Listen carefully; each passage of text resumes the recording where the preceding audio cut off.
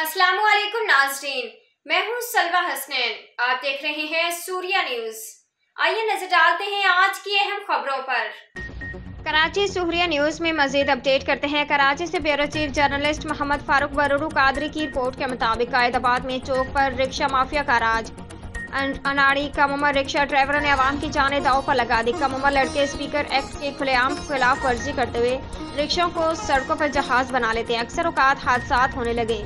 Qaidabad main चौक में rickshaw mafia का राज। गैर जिम्मेदाराना ड्राइविंग कीमती इंसानी जानों के लिए खतरा। तफसीलात के मुताबिक जिला मलेर मेन कायदाबाद चौक पर ठेले पधारे और रिक्शा माफिया का राज कायम है। बताया जाता है कि इलाके में ट्रैफिक के हवाले से अवामी मुश्किलात और परेशानियां बढ़ गई हैं। जानिब से मामला तय होने के बाद अनाड़ी और कम उम्र ड्राइवर्स कायदाबाद चौक को अपनी जाती मलकियत समझने लगे। ट्रैफिक जाम और लापरवाही के साथ ड्राइविंग करना अपना फर्ज समझने लगे।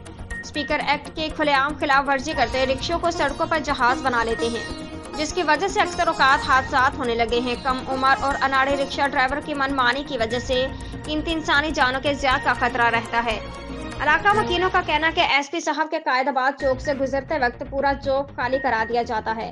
एसपी साहब के जाने के बाद ट्रैफिक पुलिस और ट्रैफिक रवानी से बिल्कुल ताल्लुक हो जाती है। एसपी साहब अपने ऑफिस किसी दिन बगैर इतलाए तो सब कुछ नजर आएगा।